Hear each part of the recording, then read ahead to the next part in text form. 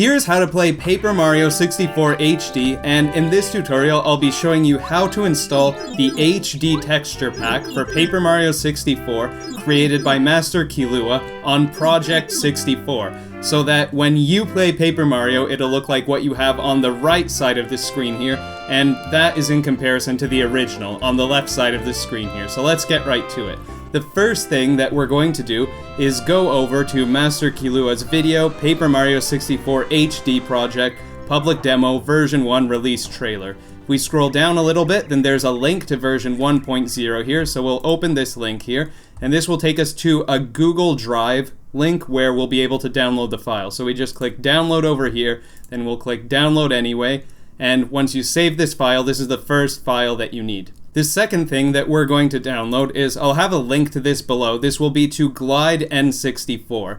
So I'll have the link here, you'll just go to this link, and this top link right here, GLideN64 public release, and then you'll click on that, and then you'll download this file here. Next, we will head over to our downloads folder, and we'll have to extract the files that we downloaded. So your GLideN64 should look like this. You'll right click it, and if you use 7-zip, I use 7-zip, then you just go to 7-zip, extract files, and then you press OK, and then you'll have this folder here. And you'll do the same thing with the PM64k public.rar.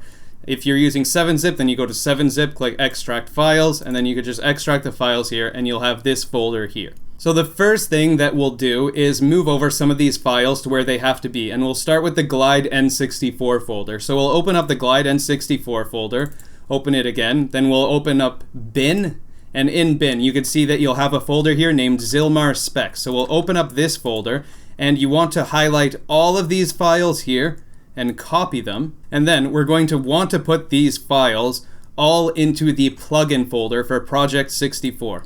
So to do that, you could press Windows plus E to open up another file explorer. Then you'll go down to the C drive, go to Program Files x86, scroll down to Project64, and then double click on plugin on the plugin folder. And right here you can see that I already have all these files here because I already put all these files here. So what you'll want to do is just right click on the side and click paste, or just Control V to paste all the files in here. What we'll want to do next is move our HD textures pack file into the right location. So we'll go back to our downloads folder and we'll go into the PM64k public folder. Now this is the file that we need right here, the Paper Mario high-res textures.htc. So we are going to copy this file, and in the README and in this picture file here, that just gives extra instructions for if you're struggling to do this. So we'll copy this file here, we'll copy the file Paper Mario high-res textures.htc, and we're going to go into the Project64 plugin folder, the one that we have open already. You go into GFX here. If you have a folder here that's already named high-res underscore texture, exactly spelled like this, then you can double click on that and paste it in here. If you don't have a folder like this, then what you'll want to do is right click and create a new folder, and then you'll name the folder exactly this, high-res underscore texture. Now if this doesn't work, it says in the README file to also try doing the same thing for the cache folder. So you could create a folder called cache, that's C-A-C-H-E, and then you could also paste this same Paper Mario high-res textures.htc file into here. Now if in this GFX folder, if you don't have shaders and texture dump as a folder, then I would also create those two folders.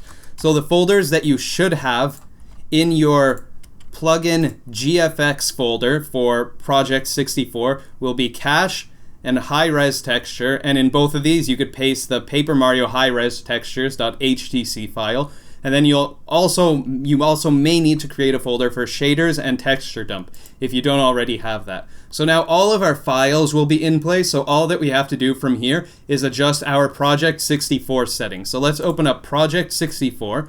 You can go to Options and Settings, or press Control T to open that up, and you'll want to make sure that Hide Advanced Settings is unchecked. So when Hide Advanced Settings is unchecked, you'll want to go to Plugins And for video graphics plugin, you'll want to make sure that you have GLideN64 public release 4.0 selected. If that isn't selected, if you have something that's similar to this, then it won't work. So you'll want to make sure that this one is selected, then you can press OK.